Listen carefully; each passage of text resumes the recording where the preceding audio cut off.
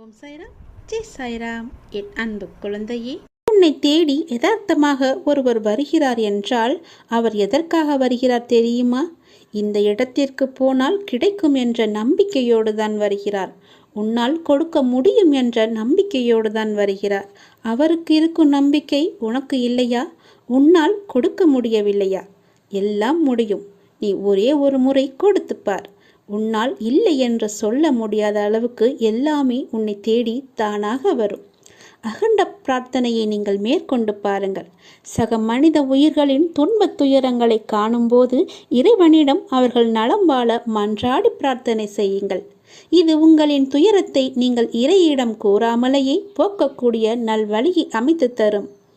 நம்மிடம் உள்ளதை நம்மால் முடிந்ததை செய்வது, மற்றவர்கள் நன்றாக இருக்க வேண்டும் என்ற எண்ணம் படைத்தவன் மட்டுமே புண்ணியத்தை செய்ய வேண்டும் என்று நினைப்பான். அப்படிப்பட்ட நல்ல மனம் ஒன்றே போதும் புண்ணியம் செய்வதற்கு. ஆம், புண்ணியம் செய்ய மனம் வேண்டுமே தவிர பணம் தேவையில்லை. உங்கள் மனம் நல்லதையே நினைக்கட்டும், அதுவும் மற்றவர்களுக்காக இருக்கட்டும். இதுதான் புண்ணியம். மற்றவர்களின் துக்கங்களை உங்களது என்று எண்ணி வருந்தி பாருங்கள். உங்களுக்கு கிடைக்காவிட்டாலும் பரவாயில்லை, மற்றவர்களுக்காவது கிடைக்கட்டும் என்று வேண்டிக் கொள்ளுங்கள். மனமுருக வேண்டிக் கொள்ளுங்கள், மனதார வேண்டிக் கொள்ளுங்கள். அனைத்து உயிர்களுக்கும் உங்களுக்கும் தொடர்பு உண்டு என்று எண்ணிக்கொள்ளுங்கள். உங்களால் அனைவருக்கும் அன்பான ஆதரவான எண்ணங்களை அளிக்க முடியும் என்று நினைத்து பாருங்கள். உங்கள் எண்ணங்கள் அனைத்தையும் நிறைவேற்றும் என்று நம்புங்கள். இறைவனை துணைக்கு அழையுங்கள். மற்றவர்களுக்காக உதவ இறைவனிடம் நீங்கள் வேண்டுங்கள். தன்னலமற்ற எண்ணத்தை இவ்வுலகில் பரவ விடுங்கள். அனைவரும் உங்களுக்கு அன்பானவர்களாக மாறிவிடுவார்கள். உங்கள் உள்ளம் மகிழ்ச்சியாகிவிடும். அனைவரும் நிம்மதியாக வாழ்வார்கள். அந்த மகா புண்ணியம் உங்களை மட்டுமே வந்து சேரும். இந்த புண்ணிய செயலுக்கு நீங்கள் செலவு செய்தது என்ன? பிரார்த்தனை மட்டுமே, வேறு ஒன்றுமே கிடையாதே. ஒரு பைசா கூட நீங்கள் செலவு செய்யவில்லை. எங்கும் அலையவும் இல்லை. யாரிடமும் கோபமும் கொள்ளவில்லை. பொய்யும் கூறவில்லை. யாரிடமும் எதற்காகவும் நீங்கள் கையேந்தவும் இல்லை. யாரும் உங்களை குறை கூறப் போவதும் இல்லை. எதையும் நீங்கள் இழக்கப் போவதும் இல்லை. எதையும் இழக்காமல் நீங்கள் புண்ணியத்தை மட்டுமே சம்பாதித்திருக்கிறீர்கள். சரி, இதை எப்படி நாம் செயல் வடிவத்திற்கு கொண்டு வருவது என்பதை பார்ப்போமா? இதை செயல் வடிவத்திற்கு கொண்டு வருவது மிக மிக எளிது. தினமும் ஏதேனும் ஒரு நேரத்தில் யாராவது ஒருவர் நன்றாக இருக்க வேண்டும் என்று எண்ணி பழகிக் கொள்ளுங்கள். இதற்காக நேரம் காலமெல்லாம் பார்க்க தேவையில்லை. எந்த நேரத்திலும் யாருக்காகவும் எண்ணிக்கொள்ளலாம். ஆரம்பத்தில் சொந்த பந்தங்களுக்காக வேண்டிக் கொள்ளுங்கள். நாளடைவில் கண்ணில் படும் அனைவருக்காகவும் வேண்டிக் கொள்வீர்கள். நாட்கள் செல்ல செல்ல நீங்கள் கேள்விப்பட்டவர்களுக்காகவும் அவர்கள் நல்ல முறையில் வாழவும் நீங்கள் எண்ண துவங்குவீர்கள். நீங்கள் வேண்டிக் கொள்ளும் நபர் பற்றி கவலைப்படாதீர்கள். அவர் எவ்வளவு மோசமானவராக இருந்தாலும் அவர் நல்ல முறையில் வாழ வேண்டும் என்று நீங்கள் வேண்டிக் கொள்ளுங்கள். ஒரு ஆம்புலன்ஸ் வண்டி சத்தம் கேட்கும் போதெல்லாம் அதில் பயணம் செய்பவர் நல்ல முறையில் குணமடைய இறைவனை வேண்டிக் கொள்ளுங்கள். யாரோ ஒருவர் விபத்தில் அடிபட்டு விட்டார் என்று கேள்விப்பட்டார், அவர் உடல் நலம் பெற எண்ணிக்கொள்ளுங்கள். மனிதர்கள் மட்டுமல்ல, அனைத்து உயிர்களிடமும் இந்த செயலை நீங்கள் செய்யுங்கள். தெருவோரம் ஒரு மரம் வெட்டப்பட்டிருந்தால் அதற்காகவும் நீங்கள் எண்ணிக்கொள்ளுங்கள். அந்த மரத்தை வெட்டியவர் மேலும் சில மரங்களை நடட்டும் என்று வேண்டிக் கொள்ளுங்கள். வெட்டப்பட்ட மரம் மற்றவர்களின் வாழ்வாதாரத்திற்கு உதவட்டும் என்று எண்ணிக்கொள்ளுங்கள். உலகத்தில் உள்ள அனைவரும் நன்றாக இருக்கட்டும் என்று ஒற்றை வரியிலே முடித்து கொள்ளாதீர்கள். ஒவ்வொருவரையும் நினைவில் வைத்து தனிப்பட்ட முறையில் அவர்களுக்காக நீங்கள் நன்மைக்காக வேண்டிக் கொள்ளுங்கள். இதுபோல் அகண்ட பிரார்த்தனையை மேற்கொள்ளுங்கள். மிக பெரிய புண்ணியம் உங்களை வந்து சேரும். இப்படியெல்லாம் செய்ய முடியுமா கேட்டால் நிச்சயமாகவே செய்ய முடியும். இந்த எண்ணங்களுக்காக நீங்கள் பணமாக செலவு செய்ய வேண்டியது எதுவுமே கிடையாது. ஆனால் இதன் மூலம் கிடைப்பதோ மிக பெரிய புண்ணியம். எனவே புண்ணியம் செய்ய எதுவும் பணம் ஏதும் தேவையில்லை. நல்ல எண்ணங்களுடன் கூடிய நல்ல செயல்கள் மட்டும் இருந்தால் போதும். நல்ல மனம் இருந்தால் போதும். எல்லாமே உங்களை தேடி தானாகவே வரும். அந்த இறைவனே உனக்குள்ளே குடியேறி விடுவார். பிறகு என்ன? நீதான் கடவுள். எல்லாம் நல்லதே நடக்கும். நாம் கடவுளிடம் எது வேண்டுமானாலும் அவர் அமைதியாக இருப்பதற்கு காரணம் இருக்கும். நீங்கள் கடவுளிடம் பேசுவதை மட்டும் நிறுத்தி விடாதீர்கள். இறைவனிடம் நீங்கள் பேசுங்கள். இறைவனிடம் பேசும் வார்த்தைகள் மிகவுமே வலிமையானவை. இறைவனிடம் திரும்ப திரும்ப ஒரு விஷயத்தையே சொல்லும்போது அது கண்டிப்பாக நிறைவேறியே தீரும். இறைவனிடம் நீங்கள் கேட்கும் ஒவ்வொன்றையும் அவர்கள் கவனித்து கொண்டு தான் இருக்கிறார். உங்கள் பிரார்த்தனைகள் கண்டிப்பாக ஒரு நாள் நிறைவேற்றப்படும். அவருடன் பேசுவதை மட்டும் நிறுத்திவிடாதீர்கள். ஒரு விஷயம் நமக்கு நடக்க வேண்டும் என்றால் இறைவனிடம் முறையிட்டு கொண்டே இருங்கள். இது நடந்தே ஆக வேண்டும், இதை சரி செய்யுங்கள் அப்பா என்று சொல்லிக் கொண்டே இருங்கள். நிச்சயமாகவே அவர் உங்கள் பிரார்த்தனையை நிறைவேற்றி தருவார். நம்பிக்கையோடு இருங்கள். அவர் தருவார் என்ற நம்பிக்கையோடு இருங்கள். நம்பிக்கை இருந்தால் அந்த வானமும் நமக்கு வசப்படும்.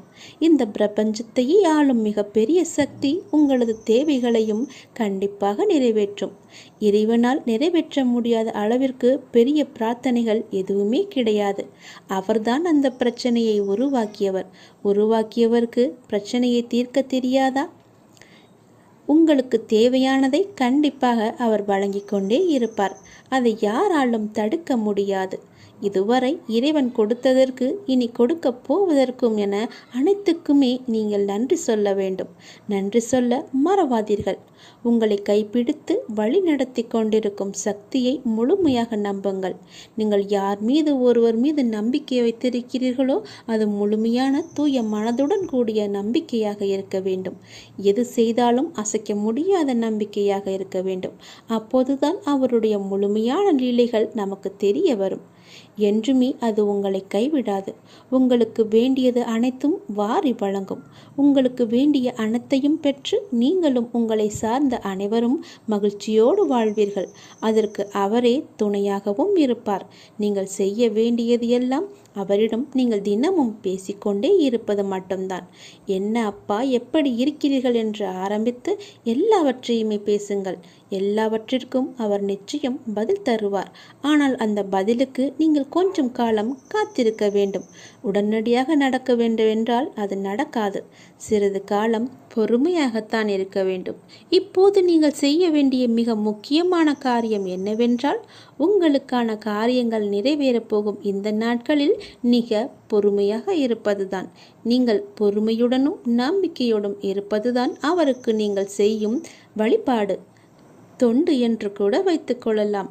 அவர் உங்களிடம் வேறு எதுவுமே கேட்கவில்லை. நான் உங்களுக்கு செய்து தருகிறேன், அதற்கு பதிலாக நீங்கள் என் மீது நம்பிக்கையும் பொறுமையாக இருங்கள் என்று சொல்கிறார்.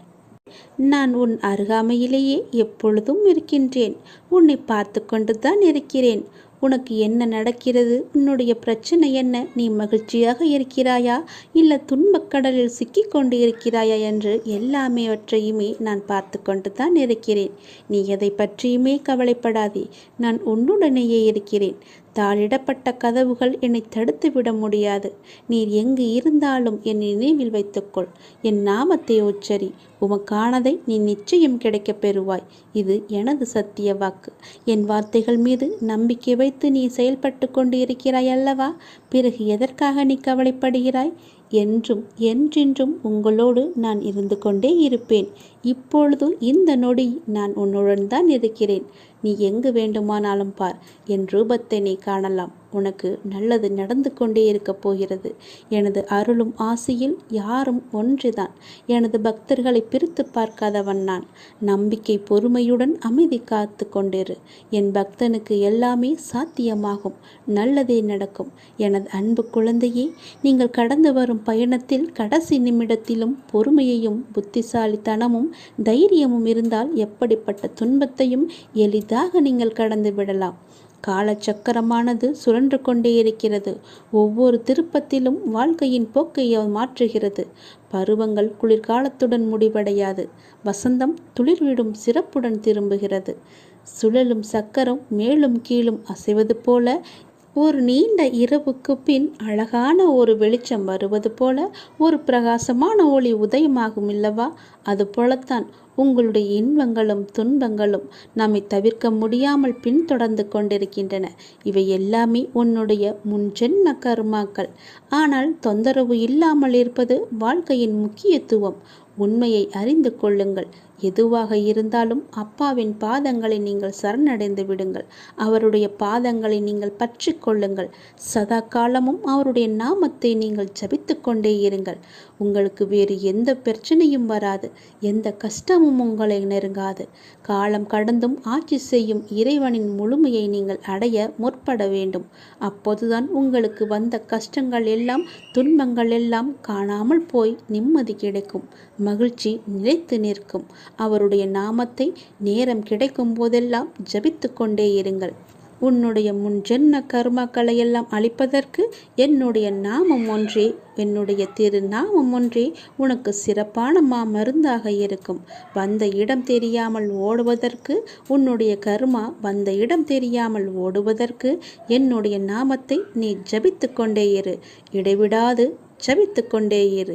விரைவாகவே உனக்கு ஒரு நல்ல செய்தியை நான் உனக்கு செவி வழியாக கொடுக்கப் போகிறேன். அதை கேட்டதும் எனக்காக ஒரே ஒரு தீபம் ஏற்று உன்னுடைய வீட்டில். வானளவில் உள்ள ஆழம்தான் இந்த உலகம். இந்த மேகங்கள் போலத்தான் வாழ்க்கையும். அதில் வாழ்க்கையை நெறிகளுடன் கூடிய வாழ்க்கையாய் பார்த்து வாழ்பவர்கள் மிக குறைவு. என் பிள்ளைகளுக்கு முதலில் நான் பயிற்றுவிப்பது ஒழுக்கமும் நேர்மறையான எண்ணங்களும் தான். அதில்தான் நீ இப்போது இருக்கிறாய். பயிற்சி நடக்கும்போது சில போராட்டங்கள், குழப்பங்கள் எல்லாம் நிகழும். அதை பார்த்து நீ பயப்படாதே. உனக்கு இது நல்லதா கெட்டதா என குழம்பி முடிவுகள் எடுக்க முடியாமல் போகும் தருணம் கூட வரலாம். அப்பொழுதும் நீ பயப்படாதே. அப்படி உனக்கு குழப்பம் வரவில்லை என்றால் அதில் உனக்கு பயிற்சி சரியாக இல்லை என்று அர்த்தம். பயிற்சியில் தோல்விகள், வெற்றிகள் என இரு முனைகள் இருக்கின்றன. அதில் நீ வெற்றிக்காக போராடு. தோல்வி ஏற்படுகிறது என்றால் உன்னுடைய அப்பா உனக்காக பெரிய வெற்றியை வைத்திருக்கிறேன் என்று எண்ணி உன் மனதை நீ சாந்தப்படுத்திக்கொள். தோல்வி எதிர்நோக்குபவர்கள் சாதனையாளர்கள் என்பதை மனதில் வைத்து என்மேல் நம்பிக்கை வைத்து பொறுமையுடன் காத்து கொண்டிரு. விரைவாகவே நீ கேட்ட நல்ல செய்தியை நான் உனக்கு கொடுக்கப் போகிறேன். அந்த விரைவில் நல்ல செய்தி என் வழியே உன் வீட்டிற்கு வரும். உன் வீடு தேடி வரும். கவலையே படாதே. இனி நீ மகிழ்ச்சியாக இருப்பாய். அந்த செய்தி உன் செவி வந்து சேரும் நேரம் எனக்காக உன் வீட்டில் ஒரே ஒரு தீபம் ஏற்று. உன் தீபத்தின் வழியாக நான் உனக்கு காட்சி தருவேன். உன்னை சுற்றி பார்க்கும் இடமெல்லாம் நானே காட்சி தருவேன். எங்கு பார்த்தாலும் என்னுடைய ரூபமே உனக்கு தெரியும். அதிலிருந்தே நீ தெரிந்து கொள். எனக்கு அப்பனின் அருள் இருக்கிறது என்றும் அப்பன் சொன்னபடியே எல்லாம் நடக்கும் என்றும் உன் மனதை நீ தைரியமாக வைத்துக்கொள். சந்தோஷமாக வைத்துக்கொள். நீ கேட்ட நல்ல செய்திக்கான முதல் அறிகுறி என்னுடைய காட்சித்தான். ஒளியின் ரூபமாக நான் உன் வீட்டிற்கு வருவேன். வந்து உனக்கு காட்சி தருவேன். நீ எங்கு பார்த்தாலும் நான் உன் வீட்டில் முழுவதுமாக இருப்பேன். அப்பொழுது தெரிந்து கொள்ளலாம். நான் கேட்ட நல்ல செய்தியை கொடுக்க என் அப்பா தயாராக இருக்கிறார். அதை பெறுவதற்கு நான் தயாராக இருக்க வேண்டும் என்ற ஆர்வத்தோடு இரு. மகிழ்ச்சியோடு இரு. எல்லாம் எனக்கு தெரியும். நான் பார்த்து கொள்கிறேன். உனக்கானது உன்னிடத்தில் விரைவாகவே வந்து சேரும். அந்த செய்தி வந்து சேரும் நேரம் அதை மட்டும் மறந்து விடாதே. ஒரே ஒரு தீபம் ஏற்று. அப்பிறகு பார் உன் வாழ்வு எப்படி இருக்கும் என்று. மிக மகிழ்ச்சியாக, ஒளிமயமாக உன் வாழ்வும் இனிக்கும், உன் வீடும் ஜொலிக்கும். நம்மை நாமே பெரிதாக எண்ணிக்கொண்டு அகந்தை கொள்வது கூடாது. சாதாரணமானவர்களாக நம்மை கருதும் போதுதான் நம்மிடம் கருணையும் பணிவும் நல்ல சிந்தனையும் வெளிப்படத் தொடங்கும். எல்லா ஆற்றல்களும் மனிதனுக்கு இயல்பிலேயே இருக்கின்றன. ஆன்மீகத்தின் உதவியால் தடைகளை போக்கி நாம் நிறைநிலையை அடைய வேண்டும். ஆன்மீகத்தின் உதவியால் தீயவர்கள் கூட மகானாக முடியும். இந்த உலகம் இறைவனுக்கு சொந்தமானது. உலக பொருட்களில் எல்லாம் அவரே இருக்கின்றார். இந்த கோணத்தில் பார்க்க தொடங்கிவிட்டால் நம் மனம் உயர்வு பெறும். இங்கொன்றும் அங்கொன்றுமாக நுனிப்புள் மேய்வது போல ஒருபோதும் மேயக்கூடாது. வெற்றி பெறவும் முடியாது நம்மால். எல்லாவற்றையுமே முழுமையாக ஆராய்ந்து அதிலேயே ஈடுபட வேண்டும். கன நேரம் இன்பமாக ஏதோ ஒன்று கிடைக்கலாம். ஆனால் அத்துடன் எல்லாம் முடிந்துவிடும். நம்முடைய இன்பமானது தொடர்ந்து நிலைத்து இருக்கும்படி செய்ய வேண்டும். ஒவ்வொரு நேர்மையான செயலும் அதற்குரிய வெகுமதி தர காத்து கொண்டிருக்கிறது. உணர்ச்சி வசப்பட்டால் முடிவெடுக்க முடியாமல் தடுமாற நேரிடும். உணர்ச்சி வசப்பட்டால் எல்லாமே ஒரு நொடியிலே மாறிவிடும். அதனால் எது செய்தாலும் பொறுமையாக, நிதானமாக யோசித்து செய்யுங்கள். கடந்ததை பற்றி வருந்தவோ, வருவது பற்றி கற்பனை செய்யவோ வேண்டாம். முயற்சிக்குரிய பலன் ஒருவனுக்கு நிச்சயம் கிடைத்தே தீரும். எதை கண்டுமே நீங்கள் எரிச்சல் படாதீர்கள். எல்லாவற்றையுமே நீங்கள் ஒரு அனுபவ பாடமாக எடுத்துக்கொள்ளுங்கள். நமக்கு எது நடந்தாலும் இது ஒரு அனுபவம் என்று எண்ணிக்கொள்ளுங்கள். மனசாட்சிக்கு கட்டுப்பட்டு நடந்தால் உங்களுடைய வாழ்வு நலம் பெறும். மனம் என்பது கடவுளின் கையில் ஒரு கருவியாக இருக்க வேண்டும். கடவுள் விரும்பும் வழிபாடு உழைப்பு ஒன்றுதான். அவருடைய விருப்பத்தை நாம் பூர்த்தி செய்ய வேண்டும். கடவுள் நம்பிக்கை ஒன்றே மனிதனுக்கு உண்மையான உதவி. கடவுளின் விருப்பப்படி நடக்கட்டும் என எல்லாவற்றையுமே விட்டுவிடுங்கள். உங்கள் தலைகளில் நீங்கள் பாரத்தை ஏற்றுக்கொள்ளாதீர்கள். உங்களுக்கு இன்று நடப்பது எல்லாமே அவருடைய விருப்பப்படிதான் நடக்கின்றது. அவர் விரும்பாமல் எதுவும் உங்களுக்கு நடக்காது. அதனால் அவர் விருப்பப்படி வருவதை அவருடைய போக்கிலேயே விட்டுவிடுங்கள். கடவுளிடம் எல்லாம் நன்றாக இருக்க வேண்டும் என்று பிரார்த்தனை செய்யுங்கள். எல்லாம் உங்கள் இஷ்டப்படியே நடக்கட்டும் என்று அவரிடம் விட்டுவிடுங்கள். நீங்கள் எது செய்தாலும் எனக்கு நன்மையாக மட்டும்தான் இருக்கும் என்று அவர் மீது நீங்கள் நம்பிக்கை கொள்ளுங்கள். மற்ற எல்லாவற்றையும் அவரே பார்த்து கொள்வார். நீங்கள் பயமின்றி நிம்மதியாக கவலைப்படாமல் சந்தோஷமாகவே இருக்கலாம். உனக்கு உள்ள பிரச்சனைகளை பற்றி எனக்கு தெரியாது என்று நினைத்து கொண்டிருக்கிறாய். உன்னுடைய பிரச்சனை என்ன, எப்படி வந்தது, எதனால் வந்தது என எல்லாமே எனக்கு தெரியும். உன் பிரச்சனைகளை நினைத்து நினைத்து உன் வாழ்நாளில் இருக்கும் நிம்மதியை இழந்து நீ தவித்து கொண்டிருக்கிறாய். உன் மனதை ரணப்படுத்தி கொண்டு எரிச்சல் பட்டு வாழ்க்கையையே ரணமாக்கி வைத்திருக்கிறாய். அதை எப்படி சரி செய்வது என்று தெரியாமல் இருண்ட காட்டில் நுழைந்தது போல திக்கிட்டு இருக்கிறாய். இதனால் வாழும் வாழ்க்கையே உனக்கு நரகமாக தோன்றுகிறது. ஒரு விஷயம் உனக்கு பிடிக்கவில்லை என்றால் அதை நீ விட்டுவிடு. விரும்பாமல் ஏற்றுக்கொள்வது சரியல்ல. உனக்கு நீயே செய்யும் தீமை. உனக்கு நீயே வேஷம் போடுகிறாய் என்று அர்த்தம். உனக்கு அது நிம்மதி தராது. மற்றவர்களுக்கும் நிம்மதி இல்லாத சூழலை உருவாக்கும். அதை விட்டு நகன்று விடுவதுதான் சிறந்தது உனக்கு. அமைதியாய் போவதில் தவறு இல்லை. ஆனால் அந்த அமைதியை ஏற்க முடியாமல் சில பேர் இருப்பார்கள். காரணம், உன்னிடம் பேசி பழகிவிட்டார்கள். அவர்களுக்கு அது ஏற்றுக்கொள்ளக்கூடியதாக இருக்காது. அவர்கள் செய்யும் சில விஷயங்கள் வருத்தத்தை ஏற்படுத்தியது என்றால் மனம் வருந்தாமல் அமைதியாக நீ விலகிவிடு. அவர்களுக்கு நீ விட்டு சென்றதாக தோன்றும்.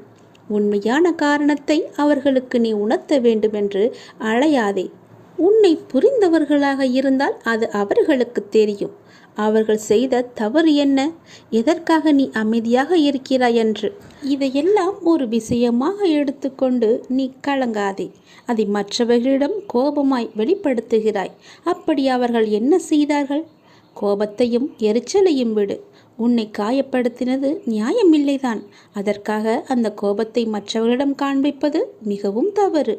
நிம்மதியுடனும் சந்தோஷத்துடனும் வாழ அதற்கான எல்லா முயற்சியிலும் உன்னை நான் ஈடுபடுத்தி செய்ய வைப்பேன்.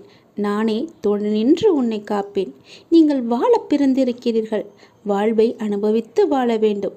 அதற்கு தடையாக உள்ள கஷ்டங்களையும் பிரச்சனைகளையும் வேறு விதமான சூழல்களையும் நீக்கி எல்லாவற்றிலும் சம்பூர்ணமாக வாழ வேண்டும் என்பதே இந்த அப்பாவின் விருப்பம். அப்பாவின் விருப்பம் உங்கள் வாழ்க்கையில் நடைமுறைக்கு வர வேண்டும் என்றால் அப்பா உங்கள் மனதில் இருக்க வேண்டும். அப்பா என் மனதில் இருப்பதை எப்படி அறிந்து கொள்வது என நீ கேட்கலாம். எந்த மனதில் அமைதியும் சாந்தமும் நிலவுகிறதோ, எந்த மனம் எப்போதும் அன்பினால் நெகிழ்கிறதோ, எந்த மனம் எப்பொழுதும் பொறுமை காக்கின்றதோ, எந்த மனம் அனைத்தையும் சகித்து கொண்டு போகிறதோ அந்த மனதில்தான் அப்பா முழுமையாக இருக்கிறார். சில நேரங்களில் கஷ்டம் கலங்கச் செய்யும், வேதனை திகைக்க வைக்கும், பிரச்சனைகள் மூழ்கடிப்பது போல தெரியும். ஆனால் திகைக்கக்கூடாது. எதையும் முன்ஜென்மத்து வினை என எடுத்துக்கொண்டு இனி வரும் நாட்களில் நாம் நன்றாக இருப்பதற்காக இந்த நிலையை அப்பா தருகிறார் என ஏற்றுக்கொள்ள வேண்டும். மனநிலை மற்றும் மாறுதல்களுக்கு மௌன சாட்சியாக இருப்பவன் இறைவன். அப்பா எனக்கு எதையும் செய்யவில்லை என கதறி அழுத நாட்கள் உண்டு. அழுத நாட்கள் எல்லாமே முடிந்து போகும். ஆனந்தமான காலம் உங்களுக்காக காத்திருக்கிறது. மரம் இலைகளை உதிர்க்க ஆரம்பித்து மொட்டையாகி நின்றால் மரம் பட்டுவிட்டது என நாம் கதறுவது கிடையாதே. இது இலையுதிர்காலம், இனி வசந்த காலம் வரும் என்பதை நினைத்து நாம் காத்திருப்போம் இல்லையா? அப்படியேதான் உங்களுடைய வாழ்க்கையும். இந்த துன்ப நாட்கள் எல்லாமே முடிவுக்கு வரும். முடிவுக்கு வந்து உங்களுக்கு இன்பம் சேரப்போகிறது. அன்றைக்கு நீங்கள் தகுதியாக இருப்பதற்கு இந்த கஷ்டம் என்ற பயிற்சி உங்களுக்கு அளிக்கப்படுகிறது. அப்பா எப்படி முழுமையானவரோ அப்படியே நீங்கள் முழுமையான தன்மை உடையவர்கள். அவரே முழுமையை நோக்கி உங்களை அழைத்து செல்வார். எதை பற்றியுமே நீ கவலைப்படாதே. உன்னோடு நான் எப்போதுமே இருப்பேன். உன் பிரச்சனைகளை நான் தீர்த்து வைக்கிறேன். எதை பற்றியுமே நீ கவலைப்பட்டு கொண்டே உன்னுடைய வாழ்வை நீ இழந்து விடாதே. நிறையவே பிரச்சனை இருக்கிறது. எதை சொல்லி எங்கே போய் அழுவது என்று தெரியாமல் நீ தினமும் புலம்பி தவித்து கொண்டிருக்கிறாய். எனக்கென்று யாருமே இல்லையே, நீங்களும் இருக்க மாட்டீர்களா அப்பா என்று என்னிடமே நீ கேட்கிறாய். உனக்கு யார் இல்லை? எல்லோருமே இருக்கிறார்களே. நீதான் அவர்களை புரிந்து கொள்ளவில்லை.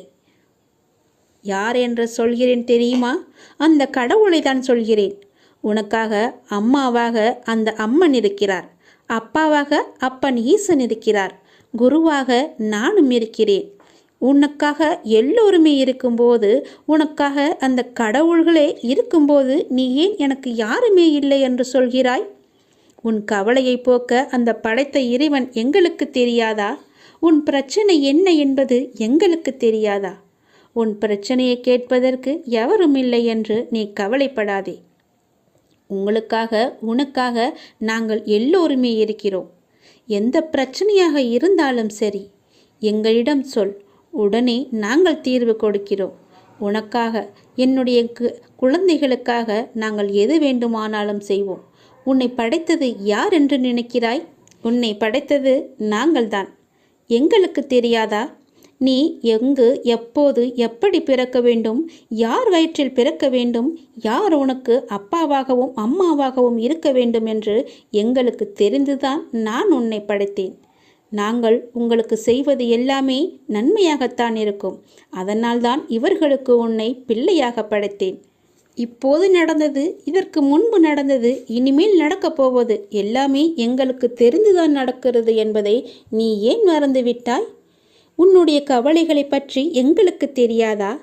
உன்னுடைய பிரச்சனைகள் எல்லாமே தீரும் நேரத்தை நீ நெருங்கிவிட்டாய். நீ இதுவரை அனுபவித்தது பூர்வ ஜென்ம, முந்தைய ஜென்ம கர்மாவின் பலன்தான். மிச்சம் இருந்தது, அது இப்போது முழுவதுமாகவே தீர்ந்துவிட்டது. இன்னும் நான் உனக்கு நிறையவே கொடுக்கப் போகிறோம். அதை பெறுவதற்கு நீ தயாராக இரு. என்ன கஷ்டத்தை கொடுக்கப் போகிறீர்களா என்றுதானே நீ கேட்கிறாய்? அவ்வளவு சோதனைகளை நீ தாங்கி இருக்கிறாய். அவ்வளவு பிரச்சனைகளை நீ பார்த்து இருக்கிறாய். கவலைப்படாதே. இனி வருவது உனக்கு பிரச்சனை அல்ல, உனக்கு கவலையும் அல்ல, உனக்கு சந்தோஷம்தான். உன்னுடைய பிரச்சனைகள் எல்லாமே முடிந்து விட்டது. அதற்கு தீர்வும் நீ கண்டுவிட்டாய். இனி நடக்கப் போவது எல்லாமே உனக்கு ஜெயமாகவே இருக்கும், சந்தோஷமாகவே இருக்கும். நீ கேட்டது அனைத்துமே உங்களுக்கு கிடைக்கும். நீ எதிர்பார்த்தபடியே உன்னுடைய வாழ்க்கை நிச்சயமாகவே அமையும். என் வார்த்தையை நம்பு. உன்னை நான் படைத்தேன்.